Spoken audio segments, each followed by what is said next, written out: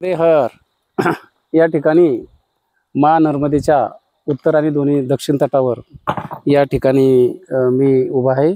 मी महाराष्ट्रातील पुणे जिल्ह्यातील आंबेगाव तालुक्यातील घोडेगाव आंबेगाव गावठाण या गावचा रहिवासी असून जोशी मामा म्हणून मला सर्वजण ओळखतात।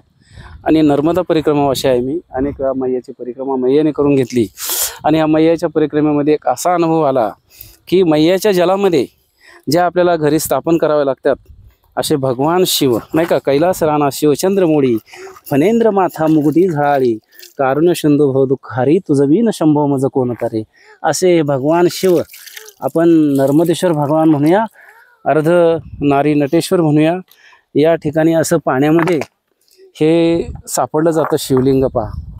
आणि हा शिवलिंगामध्ये हा जो आकार आहे ह्याला खऱ्या अर्थानं व्यवस्थित चकाकी देऊन त्याचा आकार देऊन हे नर्मदेश्वर भगवान या ठिकाणी बकाव म्हणून ग्राम आहे।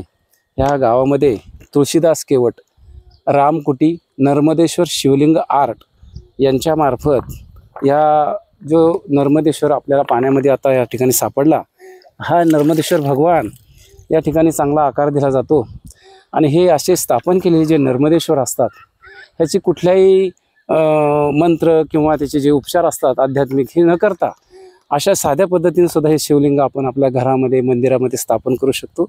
अशा प्रकारचं हे शिवलिंग या ठिकाणी मा नर्मदेच्या काठी सापडलं जातं। आणि ही मंडळी तुळशीदास केवट असतील किंवा त्यांचे चिरंजीव राम केवट किंवा विकास केवट, माधव केवट, गौतम केवट ही जी मुलं आहेत हे असं शिवलिंग या ठिकाणी नर्मदेचे भगवान असे शोधले जातात।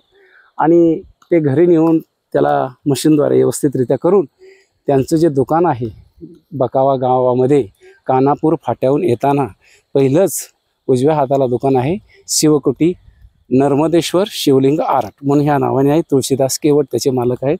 त्या ठिकाणी आपल्या सर्व साधकांसाठी ते विक्रीसाठी ठेवले जातात। अतिशय कमी दरामध्ये ते शिवलिंग आपल्याला मिळतं आणि त्यापेक्षाही अतिशय खऱ्या स्वरूपाचं म्हणजे फसवलं जात नाही, चांगल्या प्रकारचं असं शिवलिंग जी आपली जी भावना आहे, जे आपल्या पाठीमागे अध्यात्म गोड जे दडलेलं आहे, हा सर्व उकल त्या ठिकाणी आपल्याला गेल्यावर होतो। आणि अशा प्रकारचे शिवलिंग आपण त्या ठिकाणाहून खरेदी करावी असं या ठिकाणी मला आपल्याला खऱ्या अर्थाने सांगायचं आहे।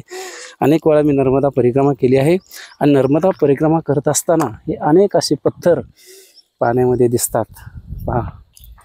आणि ह्याला आकार दिला जातो ह्याला आणि व्यवस्थितरित्या असं काढलं जातं ते नर्मदेश्वर भगवंताचं शिवलिंग। आणि हे शिवलिंग आपल्याला मिळतं। आपल्याला जर हवा असेल तर कृपया स्क्रीनवर जर नंबर चाललेला आहे त्याच्यावर कृपया आपण कॉन्टॅक्ट करावं।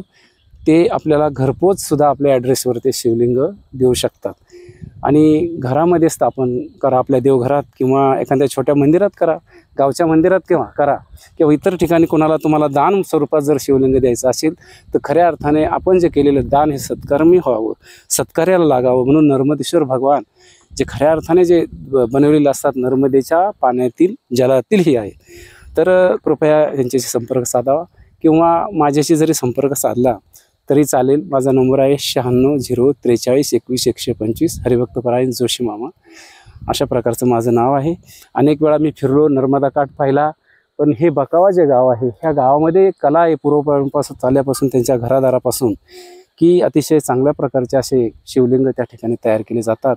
आणि त्यातमध्ये खऱ्या अर्थानं जर माझ्या दृष्टीने पहिलं जर नाव असेल तर बकावा ग्राम निवासी तुळशीदास केवट, रामकुटी, नर्मदेश्वर शिवलिंग आर्ट जे बकावा गावच्या पश्चिम दिशेला कानापूर फाट्याहून येताना पहिलंच दुकान आहे त्यांचं उजव्या हाताला नर्मदेश्वर शिवलिंग आर्ट रामकुटी म्हणून। तर कृपया संपर्क साधा आणि एक पुण्याचं भागीदार आपण व्हावं असं मला या ठिकाणी वाटतं, म्हणून मी ह्या व्हिडिओच्या माध्यमातून आपल्याला सांगत आहे। नर्मदे हर।